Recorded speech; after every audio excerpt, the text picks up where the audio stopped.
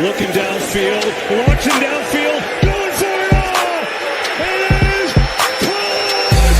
There's Williams! Speed is killed! And a big play! And a stiff arm! George Kittle!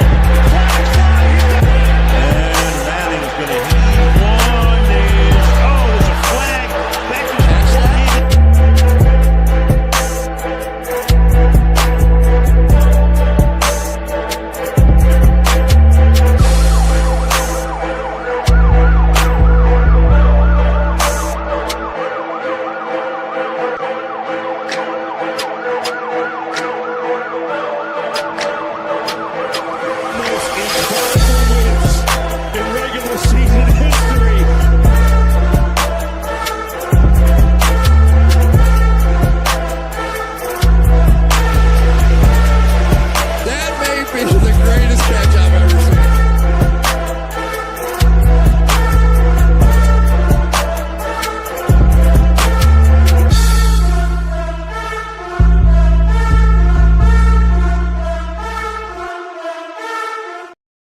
Ladies, gentlemen, and all those in between or outside of it, welcome to Monday Night Mock Drafts with Evan right here on the Fantasy Football Network, coming to you every Monday evening until week 1 of the NFL season. I am your host, Evan Sather. Tonight, my guest is quite the creative man in the fantasy football industry. He can be seen on the Dynasty Pylon as well as the Nerd Huddle. You know him as Philadelphia. Please welcome to the show, Alec Marton. If I can get you back on here. There we go. How are you doing, my friend? Glad to have you with us. I'm doing great. Hey, Evan, I got a question for you. What is it, Alec? Are you ready to mock? Are you ready to mock? Because it's redraft season, baby. Let's go. Oh, and of course, go Birds, baby. Woo! Well, right. I won't agree about the Go Birds part, but I hope we see our team see each other in the future. That last game, I'm sure you want your get back. Oh, I do. Trust me. I think it's week 3. Birds will be flying. Guaranteed. It was so bad last year, Santa left. Hey, man. We'll throw more snowballs at him. It's okay. My man. How you been, man? I see that you guys have been doing some good work. It's starting to ramp up again on the Dynasty Pylon. Mm-hmm. Oh, yes. No, we have been doing a fantastic job. Right now, we're doing some exciting stuff. Right now, we're doing our predictions for all of the divisions, how we think they're going to do based off of their schedule, their draft, their team, their coach, everything in between. Once we wrap up with that, we'll probably get into our, I guess you call it a listeners league. What it is that we do each division. So all 8 divisions, you can only draft players from those divisions. It's completely free. It's like 6 to 8 man leagues. And it's all just for pure fun, love of the game. You're going to be stressing the whole time while you draft and like, I don't know this team as well as I thought I did. But, hey, that's what we've got going on. How about you, Evan? What's new with you?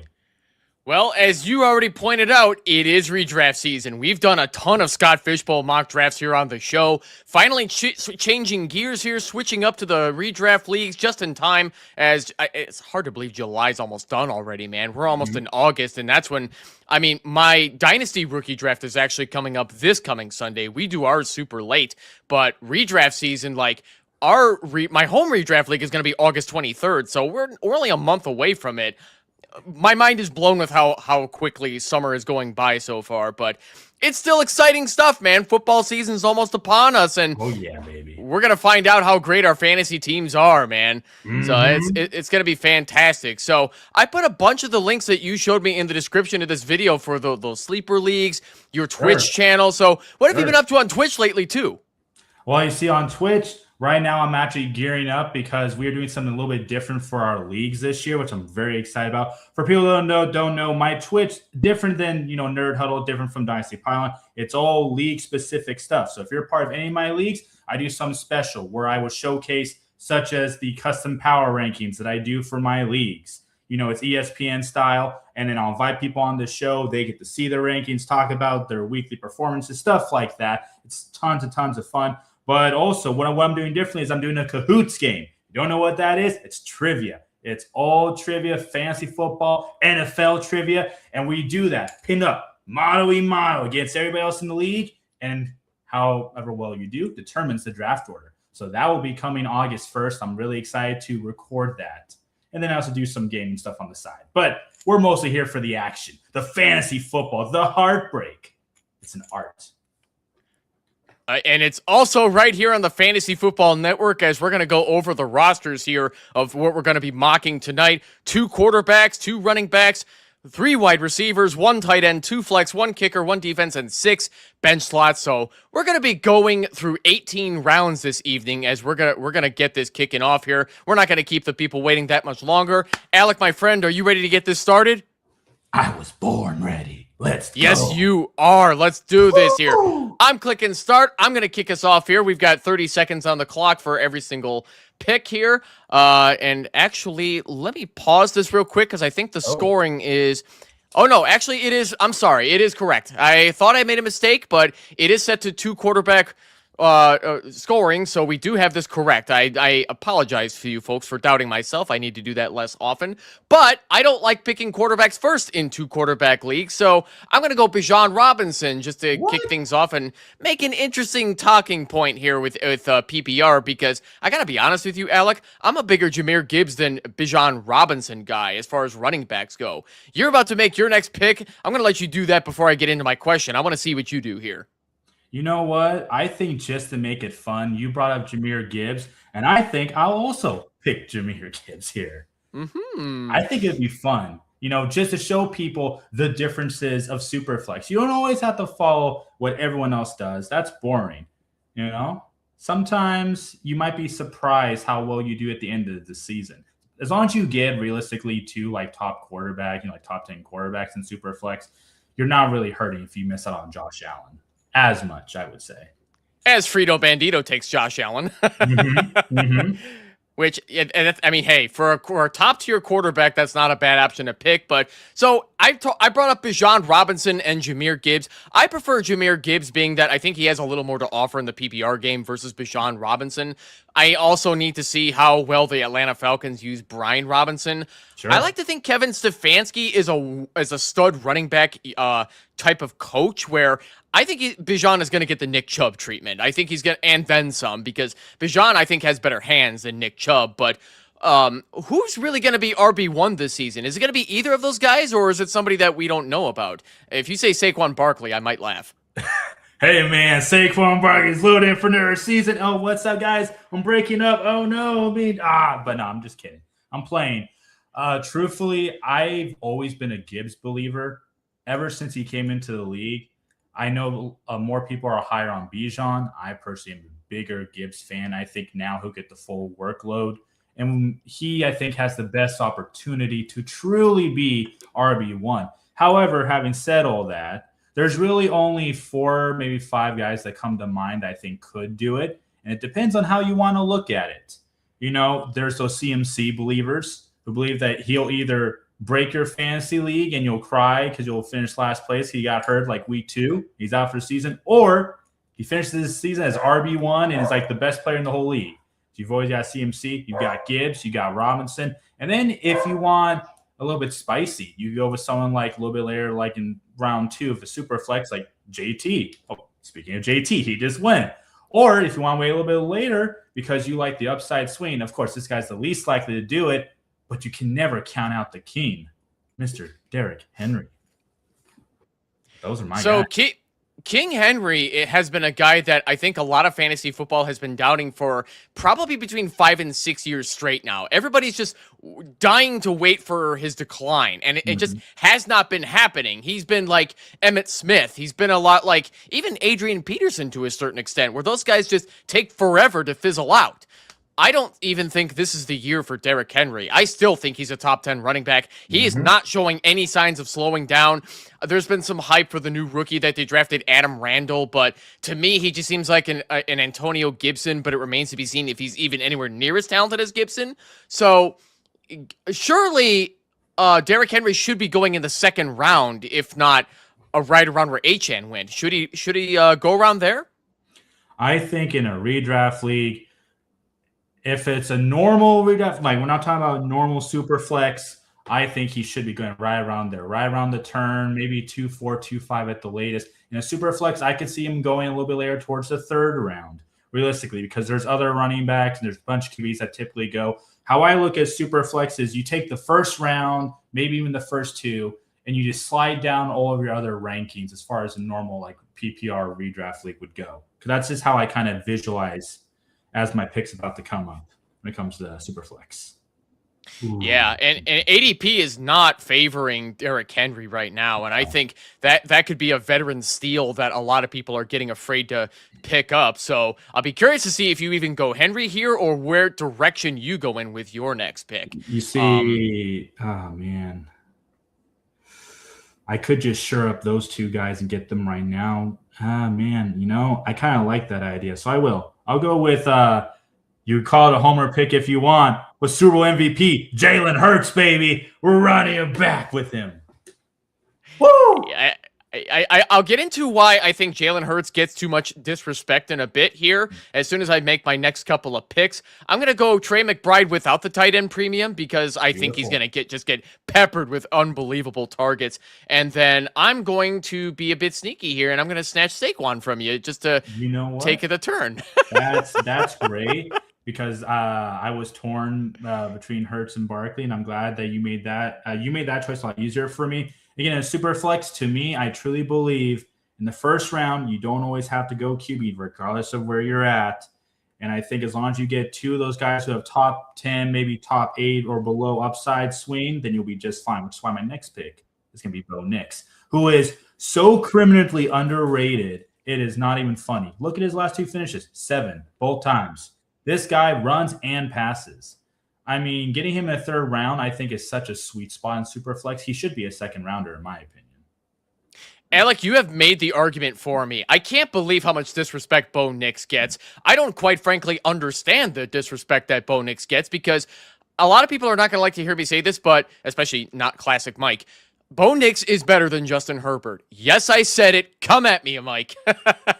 I love that take because I completely agree. Besides, he's a Giants fan. Yeah. Okay, so Bo Nix has not thrown for 4,000 yards, which I think gets a little bit too much weight on a lot of the fantasy football community, thinking that, not throwing for 4,000 yards is necessarily a bad thing. But look at the attempts and completion percentage that Bo Nix is getting. He threw 612 times last season. 25 of those passes were 25 touchdowns, but he also took it to the house himself 5 times, and they run the ball with multiple running backs. I was saying this on a few episodes over the last several weeks. If you don't have a good run game in today's NFL, you lose. Even in a pass-happy game like what we have today versus 30 years ago, you still got to run the football, even if it takes 3 different running backs to get there. Mm-hmm. So Calvin Brown seems to like that take as a Bronco fan. Also love seeing, face of the name with Philadelphia. So whatever that means on a parasocial perspective. Respect. Mm-hmm. But but I agree. Plus, Bo Nix almost had 4,000 yards anyways. The only knock I've ever had on Bo, it's funny. On even my own show, Dynasty Pylon, my co-hosts do not share the same love with me with Bo Nix. In fact, they like to just think of him as like the 13th, maybe 15th best as far as fantasy is concerned. I do not. For me, my only knock on him has really just been the deep ball accuracy. I think any Broncos fan out there would agree with me. There was plenty of deep ball passes that he missed last year that he should have hit. But outside of that, I really like the guy. I personally had him ranked as the 2nd best QB coming out of that draft. I had Jaden Daniels number 1, then him. And then I believe I had Drake May, then Caleb Williams. Of course, landing spot at the time was not a factor. Now, if I were to look back at it, maybe that does play a bit more of implication, which if that's the case, I think, Bo Nix is number 1 then if that's the case, because I love his landing spot. Anyways.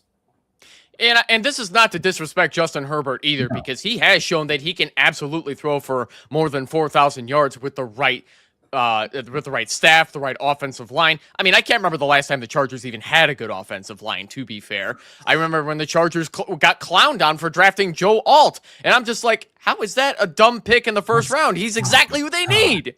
I agree with you. I said this before.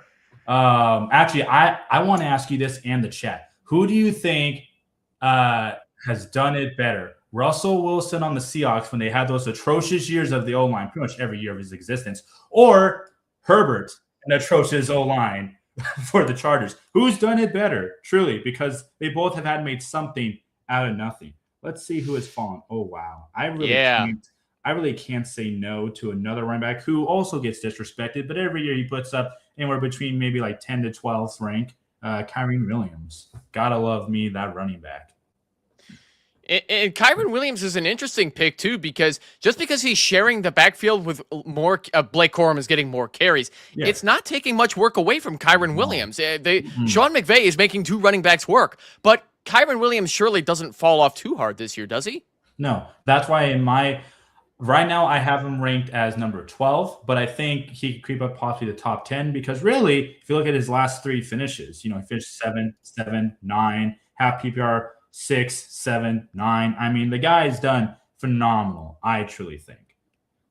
Let's see here. Who am I going to pick? Ooh. And I guess I should have known that Calvin Brown is Brocal, considering the username tied in with the YouTube name. So now it all makes sense to me. But he says it's got to be Russell Wilson because he got the ring. Yes, and even though the rings argument can be corny depending on the context, he still won a championship with the Seattle Seahawks back in 2015. So is it 2015 or is it 2014? I think, let's see here. Well, 2015, that's when I graduated high school. God, this make me feel old. I'm almost 30 now. I'm almost UNC status. You don't know what UNC status yet, brother. I'm 10 years older. Oh, man. But I think you're right, because if I remember the cover of Madden for 15, I think is Sherman. So I think that would have been the year. Because typically back then Madden would normally pick a player that was either really freaking good or they won the Super Bowl. So it's usually how they did it back then. And I was actually wrong. It was 2013. It happened to be February of 2014. Although, to be fair, you might be thinking that because technically 2015 is when they went back to the Super Bowl and then they lost to, I think, the Patriots. That's why you're thinking that. Yes. Technically it's 2014 season, but it's 2015. So sometimes those years blend together as my life is a bit of a blur-ish. I mean, ironically, I was your age when that all of that was taking place. And sometimes it all kind of comes together. But we do have a question from Classic Mike in the chat, our good buddy with the Fantasy Football Network. Who has more combined career fantasy points, Justin Herbert or Jalen Hurts? He's the Giants fan, so this feels like a target at you, my man. It is a target at me, I mean, look, personally, it's probably going to be Justin Herbert because why else would you ask that question, good sir?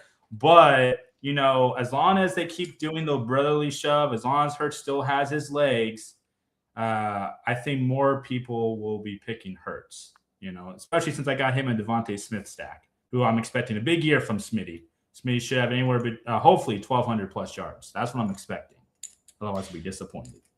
I think that's a pretty good transition into my next question, as I did observe that you did build that stack for yourself between rounds 2 and 5.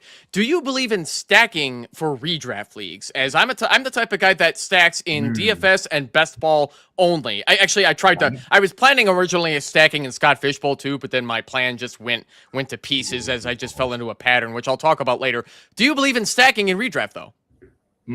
I think as long as your personal rankings. Again, when you guys go into fantasy, look at your rankings and also have a tier list with that rankings. And I think if the stack makes sense within, I'd say, a half of a round early, then I think that's perfectly fine. I think it can work if you believe of the upside swing.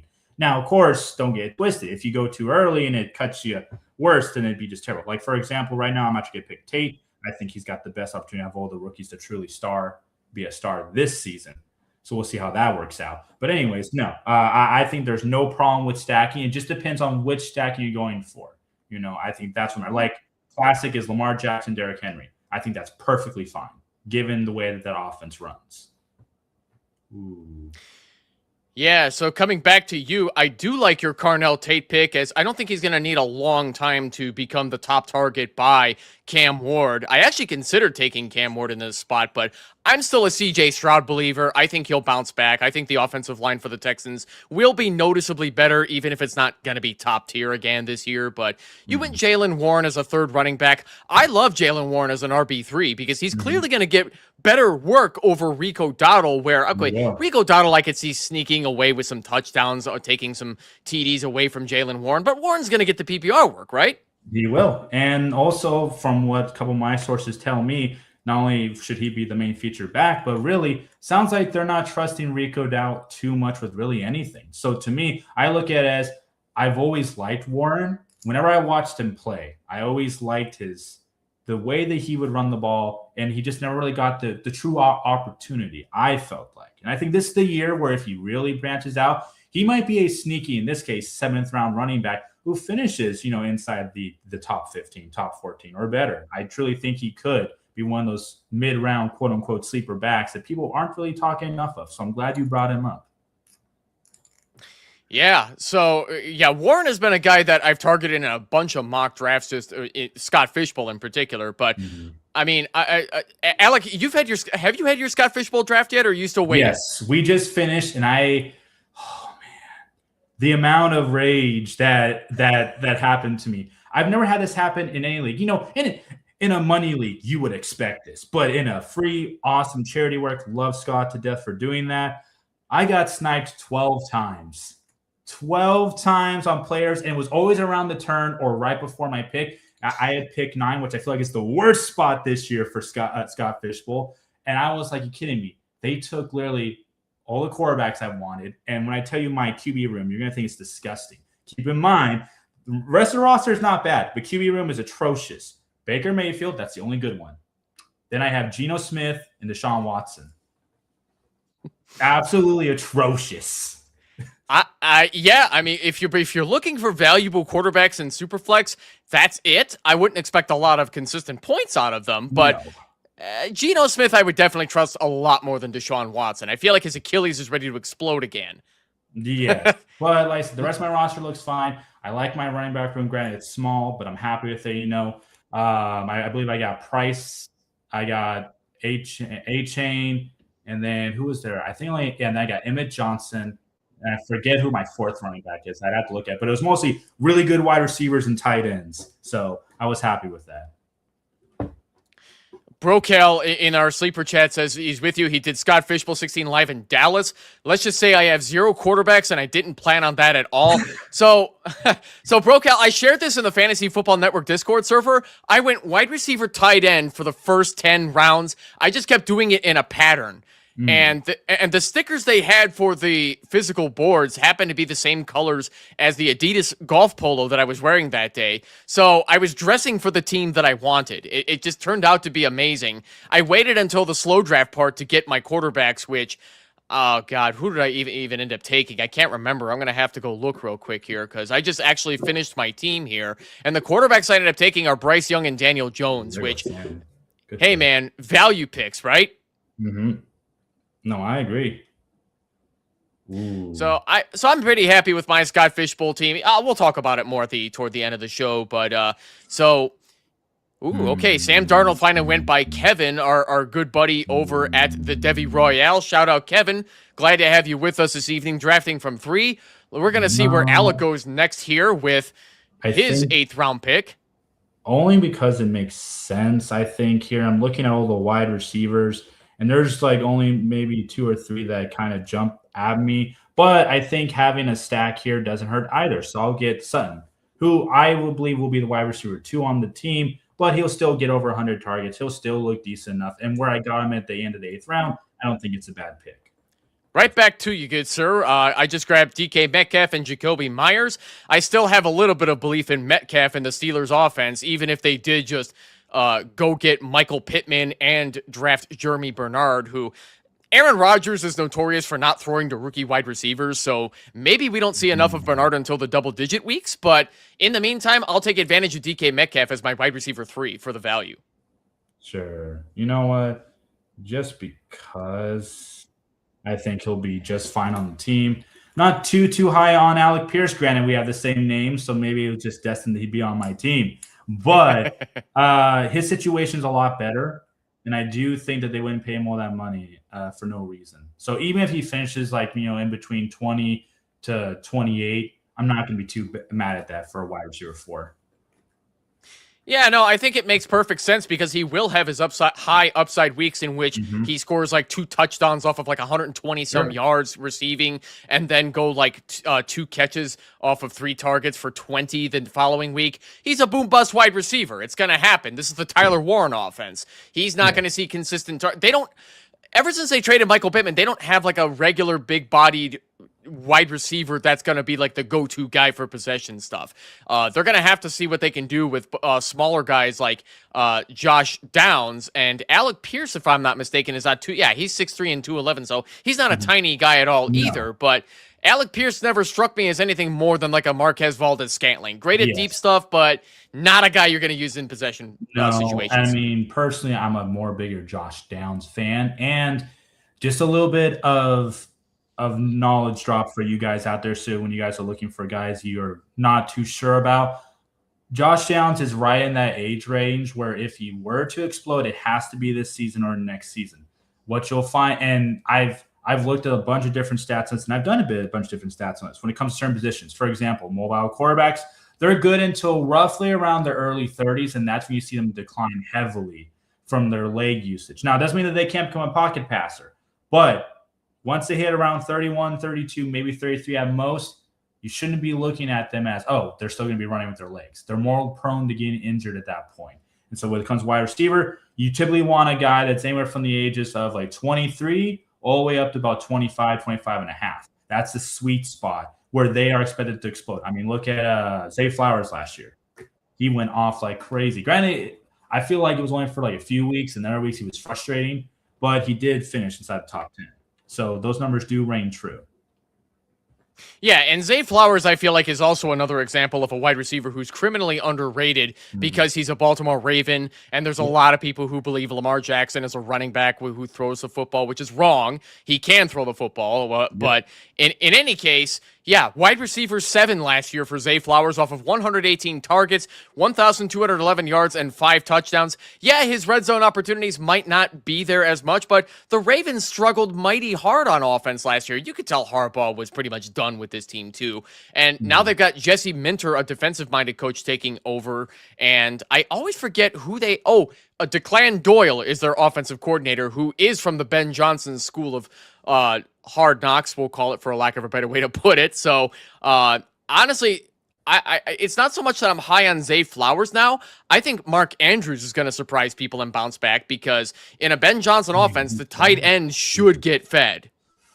Ooh, see, I have a dilemma here between who I want. There's just 2 players that are really screaming at me, but this guy being here, I feel like with the way that Ben Johnson loves doing his offense, he loves featuring 2 running backs. And as Swift gets older, Monangai will rise. There you go. Not a bad 4th running back to have because he'll have no shortage of flex weeks every week. Mm-hmm. All right. I'm going to go Jacoby Brissett just to get my 3rd quarterback out of the way. Great and stat, I just didn't realize that. But underrated stat. Go get Jacoby Brissett. Don't worry so much about the contract dispute. I mean, granted, it's not going to be the Carson Beck show, but, he's a good 3rd quarterback to get. Now, I need to see what else I can get here. Let's see where the value is. You know what? I'm just going to take my own advice here, and I'm going to go Mark Andrews here because a lot of people are not going to be looking as high on him.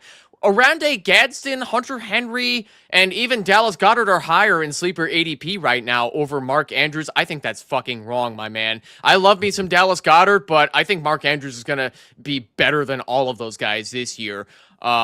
So what do you think about Mark Andrews with the new coaching staff for the Ravens? Does he bounce back? I think he has opportunity to bounce back, but I don't think he'll finish higher than the guy I'm picking here. Good old Mr. Married Man, Travis Kelce, who's always a fantasy great pick. And again, ADP is disrespecting Kelce just as much as Mark Andrews. But Mark Andrews, to finish up that point you're making there, I think with likely gone, which was likely going to happen. I know, boo pun. truly, I think Mark Andrews could have a chance to bounce back. I will admit I am a little bit wary to see how that offense will run now with a different coach. So I'm not as high on Mark Andrews as I am like a Travis Kelce or like a Ferguson or a Strange, but I definitely would put him higher than I would say Kittle for this year. Yeah, George Kittle's still. I believe it's an Achilles issue he's still coming back from, and I'm not so. I'm not so happy to draft him at his where he finished last year as tight end 13 in 11 games. Which, I mean, he would have been a top 10 tight end if he had played a full season. But with the worry about his Achilles, I'm not so sure I want to grab him earlier than all the tight ends that have gone so far. Yeah, no, definitely. I definitely agree with that. So far, I mean, looking at these rounds, is there any team that like speaks to you, Evan, outside of ours, obviously, because that would just be so biased if we picked our own? Any teams you're like, oh yeah, I would hate to play that team. Nothing. I see no team like that so far. I mean, being that we did pretty much just. This is a good time to ask that question too, just because we did fill out our starting lineups at this point. But if these were our starting lineups for the rest of the season here, I would say I think Brocal's team is underrated here. He's waiting on running back with going with the hero RB approach and probably going to grab some value running backs later. Stacking a lot of good wide receivers. He grabbed Tyler Warren, Lamar Jackson, and Tyler Shuck. I think is an excellent first two quarterbacks. So Underrated. I think this is an under-the-radar team on paper that could dominate in a 12-team league like this. Oh, yeah. And he grabs Zach Charbonnet, which you can stash that guy in IR and hope to get flex value when he comes back. And Jonathan Brooks. That's an even more big question mark for value. No, it's going to be a interesting team. For me, you know, I'm looking at the teams right now, and I got to say, you know, I actually do. There's a couple that I really like, but I think Bandito's team is so interesting because you're going off of the bank of, you know, Kyler Murray is going to do really well. That's what you're hoping for until Call of Duty comes out. I know. Everyone always makes that joke that he's a big gamer. Shocker, I am too. You know, most of us are. It's fine. But I think if you look at that running back room, that is a killer running back room. And he has Brock Bowers. And he's got Kirk Cousins to stack with Brock Bowers, since we know Kirk Cousins is starting. So yes, I think that with the team, plus he has Josh Allen at the 104. Again, normally you would never see that in super flex, but I think this team from the top down is very heavy. And then the wide receiver is like really his only weak spot, truly. But I think he can make up with it. And if this were to be a league tomorrow, he could easily trade one of those running backs to a running back needy team to get a wide receiver. So this team definitely, I think, is a playoff ready team. Yeah, and even if he doesn't get a trade right away, like you were just mentioning, I'm not a big Godwin guy anymore, but Marvin Harrison and Jordan Addison, I think, could be two underrated wide receivers that can provide some sufficient value if you wait on wide receiver. Now, granted, I'm the type of guy that says I'm out on Jordan Addison this year because Kyler Murray being his starting quarterback, that guy sucks at throwing anything deeper than 10 yards. And Addison is a deep threat guy. You're not going to be able to use Addison in the same ways that you use Justin Jefferson. So I think that's a big negative sign for anybody who believes in Jordan Addison. No, I understand that. Personally, I like Addison. I think they have obviously had a down year because look who's throwing the ball. That team I have as a sleeper pick to make the playoffs. I think that they will make the playoffs. I think that if Kyler Murray is truly just going to be good enough quarterback, because he's obviously better than what's his face, JJ McCarthy, definitely better than him. So I am pleasant to see how they would do. And if you're in the IDP, I really like a lot of their IDP players this year. It's going to be really fun as I try to figure out who I want for my pick here. Ooh. I'm looking at ADP right now. When you click on the flex category, I think Scott Fishbowl definitely affected the ADP for a lot of tight ends because I'm seeing a lot of tight ends above 150. I'm blaming Scott Fishbowl for that one, and I think that's funny. Yeah. So you just grabbed Jake Ferguson to follow up after Travis Kelce 2 rounds earlier. Yep. Even if you're not in a tight end premium league, like a Scott Fishbowl or just any other league that is tight end premium, I feel like Jake Ferguson is also being disrespected in ADP. He's a guy that Dak Prescott loves to throw the football to. And even with George Pickens out there, he still gets healthy targets. So how the hell does Jake Ferguson go so late? I think the mind of the average fantasy person, if I were to channel the mind of the average fantasy person that comes back right around this time of the year, they probably look at, wow, Travis Kelce, big name. We like that. Wow, Mark Andrews, yeah, he's older, but hey, I like him. Trey McBride, Brock Bowers, we love it. Loveland, oh yeah, Warren, for sure. And then, of course, there's always those Pitts believers. There's always someone who always lives and dies. 101 Pitts, baby.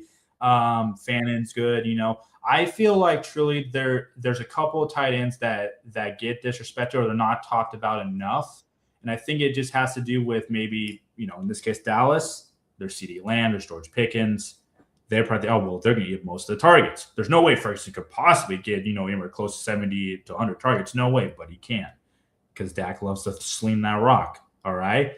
And I think another tight end that does get disrespected a little bit is Sam Laporta, just because he had 1 year that was great. And then every year he's been decent. Then he got hurt last year. But Sam Laporta to me is a top 6 tight end, if not top 5. So when he's healthy, getting him in the 9th round is a solid take for a tight end to finish who could finish inside top 5. I think that's perfectly fine. Though those are two that I think just people just like to sleep on just because of maybe they got screwed over a season or because of the situation. Maybe it really is that simple. You could be right because Sam Laporta has also proven that he is a top 10 tight end when you feed him the rock enough. His sophomore season was when Ben Johnson's last season, they wanted to get the wide receivers involved more often. So guys like Khalif Raymond were getting more passes thrown their way, which was just disgusting to see. But he still finishes tight end 8. And then, like you said, he got hurt last year. He was only able to play in 9 games. I'm also seeing an ESPN guy, Ben Solak, from 2.5 weeks ago, thinking, in his opinion, that the Lions should trade tight end Sam Laporta as they stare at upcoming big contract extensions for him to make room for guys like Jahmyr Gibbs and Brian Branch. Is that just shit talking, or is there any merit to it, do you think? I don't know if there's too much merit to it. Right now of what's going on, anything in the NFL that you guys hear, just take it with a grain of salt. Just like when it comes to camp, of course they're not going to shit talk the players that are on the field. Oh yeah, I'll just use Kyler Murray for example. His first name pops in my head. Kyler Murray's been looking like the next, Patrick Mahomes in practice. He just knows how to sling that rock just as good as him. It's like don't care about that. It's fine. Just do your own research. Listen to smart fellow degenerates like Evan and I, and you'll be just fine. Yeah. So, speaking of degenerates, Frito Bandito at the 4 slot just took the Rams defense in the 14th round. I think in a redraft league, that's about as degenerate as you can get. They just traded for Myles Garrett and gave up Jared Verse and a bunch of picks because we all know the Rams are all about fuck them picks to get Myles Garrett. They're immediately in Super Bowl contention as a result of that. And I think their DST is going to be top 3, if not number 1 overall. Do you reach for a Rams like this so early because they're probably going to be an every week defense? Man, I just got done hyping up your team too, man. And then you go and disrespect me with that pick. You go and disrespect me. I'm Italian, man. You don't disrespect the Italians, okay? That's it's serious because I'm talking like this. No, but in all seriousness, yes, it is a degenerate move. I don't agree with it. I think you can wait until the last round to get a defense or the last 2 rounds to get a kicker. I truly believe that. You don't need to reach for the consensus number 1 overall. I mean, you should look at, I think big splash defenses who also do insanely well in the 4th quarter are defenses I typically like to go after. And I'll be curious to see how you follow up with Emmett Johnson because Emmett Johnson probably isn't a bad rookie stash on your bench, but I do not want to take him in the 14th round because, unless I grabbed Ken Walker, this is going to be the Ken Walker show in Kansas City. I think they're done with their running back by committee. Well, actually, it wasn't even so much a running back by committee. It was a timeshare that they were giving to guys like Kareem Hunt and Isaiah Pacheco because neither of those guys are as talented as Ken Walker. But I think this is going to be the Ken Walker show at this point. Have you heard anything about Emmett Johnson that could say otherwise? I think with Emmett Johnson that if I know anything about the Chiefs, and I've and I've said this for a while. I think that Emmett Johnson is going to be plugged in there just fine.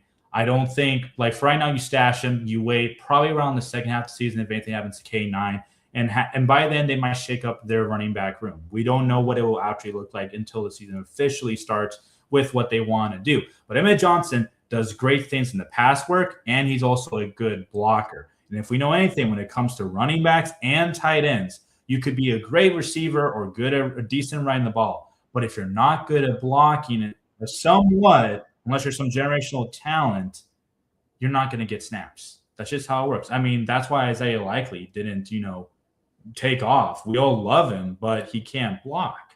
That's the consensus from the Ravens. So Emmett can block, and I think that he'll win the number 2 spot. And we all know K9. There's always a chance he gets hurt, and then when Emmett Johnson flourishes for those few weeks, you start him and you're happy. You make your league mates cry. Right on. Yeah, Isaiah Likely's a great guy. Like, if you put Isaiah Likely on a basketball court, he will crossover dribble everybody because he's got that kind of juke moves out there with the football on the field. But he's got that level of athleticism that doesn't exactly translate to blocking, which that's the Mark Andrews job as well. He's a damn good blocker as well. But I tend to agree with you, though, about how the way the Chiefs will be probably using Emmett Johnson, where he's got to earn his snaps. And that's why I hesitate to grab a lot of these like 5th round or later rookie running backs, because when you get a guy like a Ken Walker, you're not going to take away work the way that the Seahawks were trying to use Zach Charbonnet, because both of those guys just kept getting hurt, because that's just what Seattle running backs do. They get injured. Mm-hmm. This is true. Oh, and look at classic Mike grabbing the Texans defense at the 16-5. How dare you, sir, take a good defense that early? Mm-hmm. But the Texans are another example of a defense that I definitely have in my top 3 as we get, the date we're recording this episode is July 20th. I see no reason not to consider the Texans a top 3 DST. Texans, I don't remember who they added on their defense, but they have not lost much in that aspect either. That defense really carried their team last year too, as CJ Stroud and company struggled mighty hard. No reason to doubt the Texans defense at this point, right? No, I was talking about this before, and I think that their defense is one of the best in the league. I think that they're the second best defense in the AFC. Personally, for me, if I'm talking about from a fantasy perspective, I know that they did terrific work, especially in the 4th quarter, which again went with what I was saying. I like big splash plays and 4th quarter defenses, which I will take with the next pick that I do. But For now, that's going to be my last wide receiver pick. I'm just saying that right now for everybody. So you can sigh, phew, he's not picking more wide receivers. Thank goodness. He only has 5.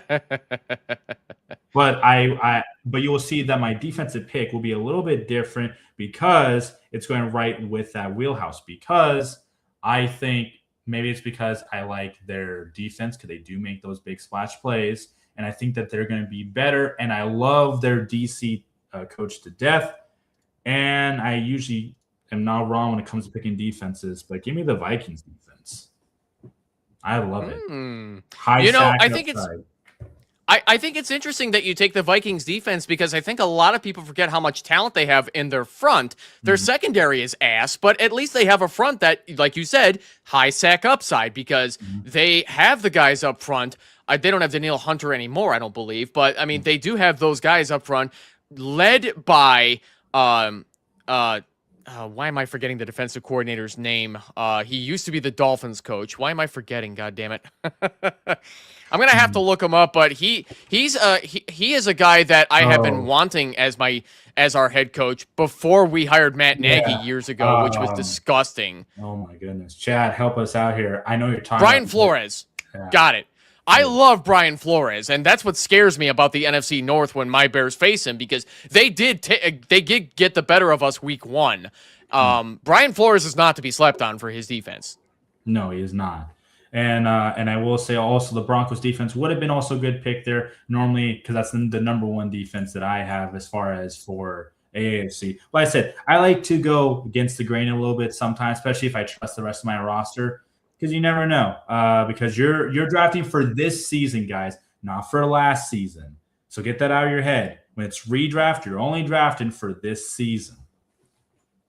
Right on. And last season's bias does carry over, especially when a lot of, I mean, even if the talent doesn't change all that much, I mean, I don't put a lot into strength of schedule because to me, that's just a lot of glorified, educated guesswork that doesn't necessarily play out with all of the variables that take place between who might be injured, suspended, just having a bad game, got dumped by their girlfriend and can't play as well. Like, there's so many variables to it that's why I don't give a shit about strength of schedule, because it's just whoever is the better team that day. You're not wrong. You are not wrong. And when it comes to kickers, guys, I know kickers are probably, it's funny, because I've made this poll before, I said, what's the one position that frustrates you the most? And a lot of people said kicker. And I was like, why? They said, because it's the one position that is so inconsistent. You could have a kicker go and get like 3 or 4 field goals one week and then he gets none the following week. And it's frustrating. That's what they say. Even though they don't get a lot of points, they said that's not the point. Point is that I have to pick a kicker essentially on a mediocre team that might make the playoffs or the number one kicker, and that's that. Otherwise, it's always hit or miss. That's what people often pick. Yeah, Classic Mike says you want the most indoor kicker, but to me, it's like, I want the most reliable leg and possibly powerful leg if possible. So you're going to go after a guy like a Brandon Aubrey or even a Cam Little, who has proven that he can easily hit from beyond 60 yards outdoors. So, yeah, I'm not that worried about it. In the meantime, you grab Chase McLaughlin as your kicker. I'm going to go with the ever so reliable Chris Boswell. Why is this not picking? What the hell? You knew that. But once again, I just want to say I really appreciate you having me on here, by the way. It's always fun to actually be with you guys. I love it here. Love to have you as well, Alec, as we just completed this draft as well. So now that we've finished all the teams, I just want to point out one thing. I think it's hilarious that Duarte5656 selected Dan Bailey, who hasn't been on a team in 6 years. And I remember how atrocious he was on the Vikings, missing all those field goals and point after touchdowns. Vikings fans were so pissed. You're not wrong. Oh. And now he doesn't have a job in the NFL. It's so hard to be a kicker in the league. Does Cody Parkey have a job in the NFL? I don't think he does anymore. I think he was last with the Browns. Yeah, because I was going to say, after the double doink incident, people really started to really not like him. So Parkey hasn't played since 2021 on the New Orleans Saints. He was 3 for 5 in extra points. They cut his ass so quickly. You can't go 3 for 5 in XP. No, that is wild. God, you know something? So that game definitely sticks in my head because it definitely was against your Philadelphia Eagles with Matt Nagy just selling the game as well, just making the well. First of all, he made the game-winning field goal, but there was a penalty on our offense which forced a re-kick, and that was when Parkey had, I don't remember who it was, like slightly got their hand on the football on your defense, and then that's what led to the double doink. So then Cody Parkey went on his Mike Vanderjagt style apology tour, making it all about him instead of the team. It's so fucking embarrassing that year, man. And I was so happy about 2018, but Matt Nagy ruined it. And he's going to ruin it for Giants fans too, if that helps you as an Eagles fan. Oh yeah. I remember that game because I had the opportunity to go to it, but I said no, because at the time I was like, I've got work in the morning, and I was like, it's Chicago. I'm like, I don't want to go freeze in Chicago. I'll freeze in Philly, but not Chicago. And my buddy, he's a Patriots fan, and he was watching the game, and I looked at him. I said, okay, if they beat the Bears, I will get a ticket and I'll go watch them in New Orleans. And then I saw at the time, I think, what was that? It's like Maxwell or Max something. I forget who was a corner. He was a rookie corner, and he was getting torched on that last drive. Absolutely embarrassed with double moves. I was like, fuck, we might actually lose this. I'm like, come on, Nick Foles. I believe in this Eagles, And then they line up for the kick, and then my friend looked at me, and I looked at him, and he said, what if they miss it? I said, if they miss it, you don't want to know what's going to happen. I'm going to go crazy and be happy as can be. When they missed it, I turned around at him. I was so happy. He went to high-five me, and I just speared him right into the couch instead. Just boosh. He was not expecting. He's like, and I'm like, I'm sorry, buddy. I was just so excited. I couldn't help myself. I was like, give me a warning next time. Jeez. That's how I remember that game. Yeah. What are good friends for, if not for moments like those? Yes, sir. And then I did go to New Orleans and watched Alshon Jeffrey's hands be nothing but decorations and go right through hands, and they lost. I didn't meet him, though, the following year because where I used to live, his personal trainer is from. So I actually got a chance to meet Alshon. He signed a Super Bowl card I have of him. I have it somewhere. And then I challenged him to a 1v1, and then he said no. I'm like, I understand. You don't want that smoke and embarrassment on social media. I get it. I understand. He would have cooked me, but I don't care. Oh, God, yeah. Alshon Jeffrey, it will at least be forever a Bears legend in my mind as somebody who was a badly needed wide receiver in an era when, for whatever reason, the McCaskies just didn't want to hire the right offensive staff for the right quarterback to throw the damn football to. I definitely miss having Alshon Jeffrey on the team, though, man. I loved him. Oh, yeah. No, when the Eagles got him, I thought it was a great pick because, again, I like, at least on one of them on a team, a big-bodied wide receiver who also can cut real well. He wasn't the fastest guy, but that's not why he's there for. So. Yeah, no, you don't have to be the fastest guy out there to be the most effective. I mean, how long has Mike Evans had the hamstring issues, and yet he's still an unbelievably talented wide receiver because Breaking Ball picked him in the 6th round as his second wide receiver.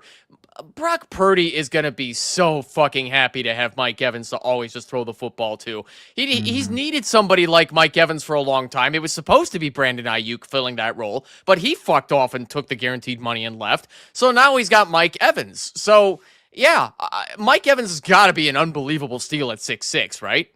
Yeah, no, there's the exception to the rule when it comes to wide receivers. They usually say stay away from wide receivers really over 30. Don't touch them. They'll drop off. Well, I believe in Mike Evans. I believe in Devontae Adams. Those two I feel like are ageless at this point. Just like how Tyler Lockett used to be ageless. When they keep their body healthy for the most part, and they avoid taking those big hits, they stay around the league longer. Shocker.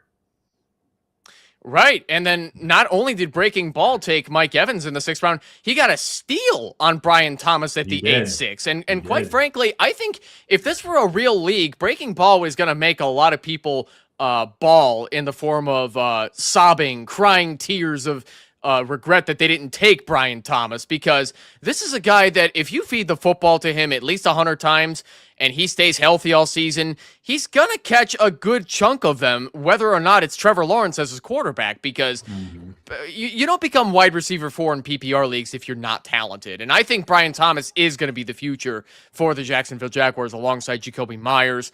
I don't think it's going to be Travis Hunter. I think he's going to be a gadget guy, like a discount Deion Sanders at this point. So I'm seeing a lot of hype for Parker Washington. I ain't buying it for a second. Parker Washington is the guy that fills in when he's injured. He's like the team's Dontavian Wicks. Yes, Parker Washington is better as a returner. So if you play in a return league like one of mine, then you might want to get him for that double sweet spot opportunity. But, I'm glad you brought up Brian Thomas, because if he would have fell to me in the 8th round, I would have gladly have taken him. Gladly. Yeah, God, easily. Speaking of Dontavian Wicks, that was a guy I love going after in later rounds, because I'm not expecting Mekhi Lemon to fill in the A.J. Brown role right away. I mean, he's a smaller guy anyway. He's not going to be A.J. Brown, but I think he's going to need some time to adjust to the NFL level, and he'll start showing his stuff in the double-digit weeks like a lot of wide receivers do. But I love Dontavian Wicks as a later-round pick. They even paid him double-digit millions for next year, too. So how do you like Dontavian Wicks as a Philadelphia Eagle? Are you happy from this gift from the Packers? I am.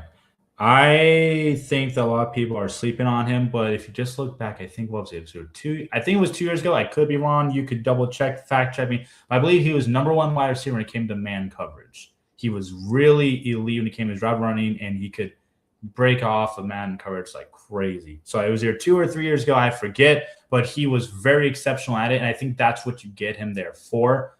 I think that he just didn't have enough of the opportunity, or maybe he didn't take enough of the opportunity because it was the Packers. They don't exactly have a wide receiver one, unless you think it's Reed, which I pay.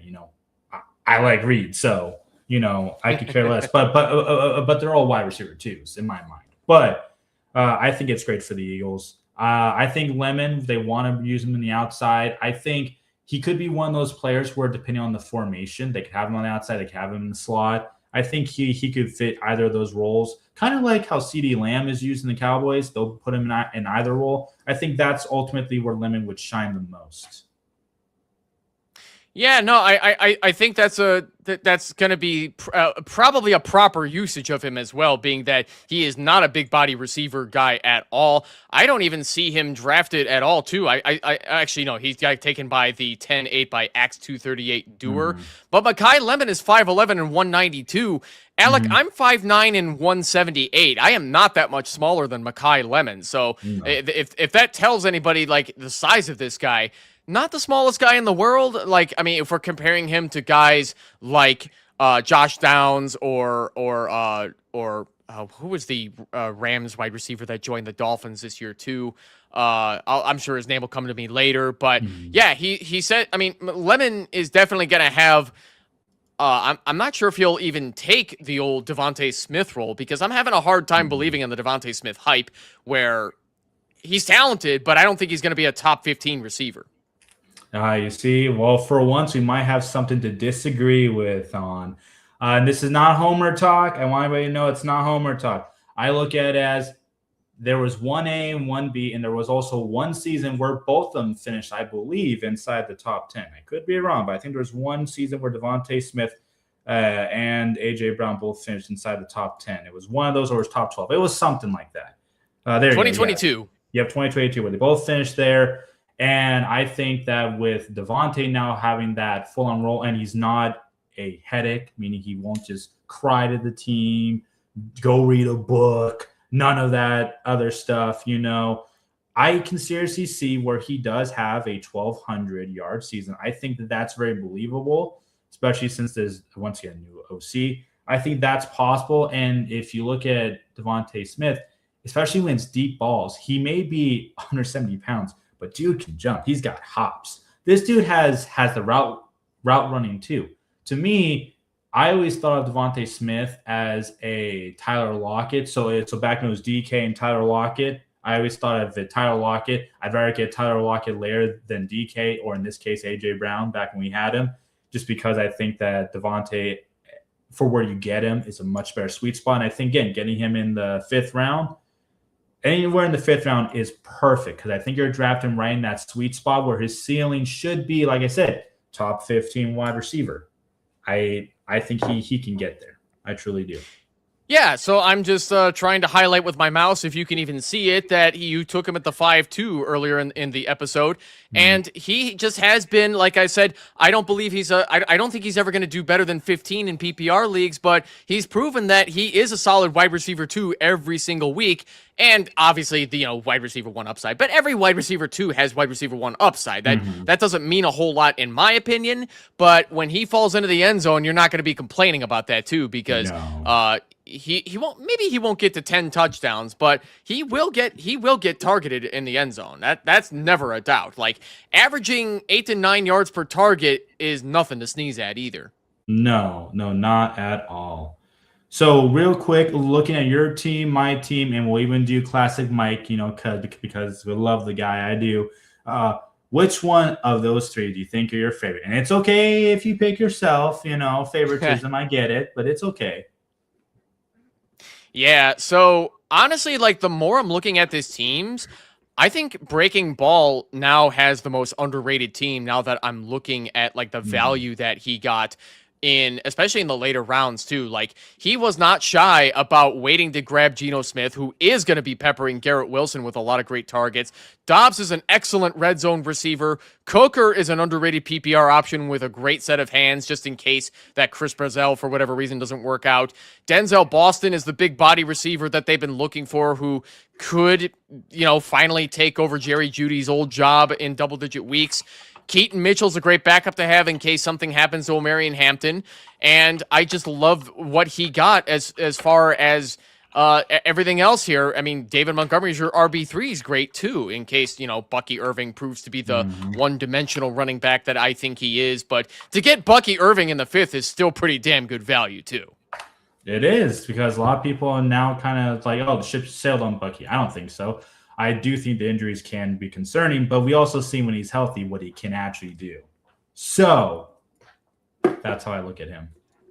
Yep, so that's my pick as far as like a sneaky, great, valuable team. What about you, Alec? Who's your favorite team out of all of these? Well, it's no longer Bandito after that disrespectful Rams pick.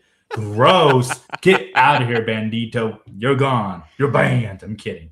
Honestly, when I look at it, and I won't pick my team or your team, I'll try not to be as biased as possible. However, I do like Boy's team quite a bit. I think that going for that later, later QB approach, I believe is what he did. Yeah, he did. I really like that he showed that even in a super flex, you could go for the upside swing on quarterbacks who could, if they're healthy, possibly sneak in anywhere to the top 12. And I think that's fine. The whole thing considering his wide receiver room is absolutely nasty. And I think his running back room is just fine. I'm a little bit worried about Henderson just because the Patriots are being, I think, stupid, and they're choosing to stick with Stevenson fumbles a lot and I just prefer Henderson. I think out of college he was one of the better backs, but he has Hampton, who I did think was the best running back coming out of that running back class over Jahnke. Personally, that's my take on it. So I really like his team because it shows a late QB build, but he's got such great stars at every other position. I mean, look at it. He's even got Loveland. He's got Loveland there, so he's set there. Doesn't matter for his QBs. They could finish maybe top 12 at best. But wide receivers and running backs, tight end, I don't hate it. I don't hate it either. I think Kevin did a phenomenal job with waiting at quarterback in a format like this. So, Devi Royale, Kevin, good sir. Love what you did with your team. Say hi to Christian for me as well. Been a while since I've spoken with him. So that's this draft. So, folks, if now that the World Cup is over, our good man Phil here with the Fantasy Football Network is bringing back the Extra Point, who he will be recording a new episode in the middle of this week. He will be reviewing this draft in the middle of this coming week, so be sure to subscribe to the Fantasy Football Network if you want to catch that episode as well. The Extra Point is also a separate YouTube channel, which we have in the description as well. That will get posted this week. They'll be, like I said, they'll be reviewing this mock draft as well for value picks and so on and so forth. You do not want to miss that episode. So as we start to wrap up tonight's show, I'm just grateful. Once again, want to thank my guest, Alec Marton, better known as Pickadelphia, my favorite Eagles fan, for joining me this evening. Everything you need to know about Alec is in the description of this episode. Be sure to check that out. Subscribe to the Dynasty Pylon on YouTube. Check him out on Twitch and the sleeper leagues that I also have posted in the description as well. Alec, if you want to get into that as well, please tell the people what they need to know. Perfect. I'm glad, because I was like, boy, I want to talk about it because I need to make sure that one of them especially gets filled. But all right. So, guys, if you're still here, just real quick, a bit about me. He knows me. Yes, I'm an Eagles fan. I am Alec. I am Pickadelphia. I'm one of the world premier commissioners, and I don't just say that to sound braggy. I say it because that's what I'm ranked. I'm ranked on FFU, who partners with ESPN. I've been ranked by people such as Scott Fishbowl himself. I've been ranked also by D-Bro himself at Fantasy Pros. I mean, different networks, they all pick who they think is the top commissioners of the world that gets submitted in there. Heck, even on your guys' show, there's a couple of you guys, I think like Mike, for example, who I know voted for me as well. So what you get out of me is that you get the experience, you get the consistency of it's not just a fantasy league. This is a league where truly you feel like you're a coach, and when you win, the winning feels just juicy. What kind of leagues do I do? Simple. It's an all-inclusive league, meaning that if you want to see return yards, I'm the return yard guru guy. Literally, we've got return yards. We've got IDP. We've got tight end premium, points per carry. We've got it all, super flex, all of that jazz. We have everything included in there. But what makes my league different from all the other stuff that you hear outside of scoring is simple.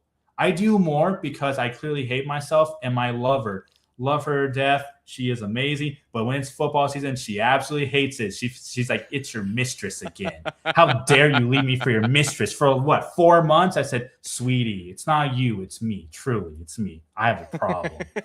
Big problem. So what it is that I do custom power rankings. And like I mentioned on one of the links he shared on Twitch is where I do all my league stuff. I like to keep things fresh. I like to invite you to make you feel like you are the coach. I interview you. People in the chat give you questions for you to answer, and you have fun with it. That's what I love. These leagues are always unique.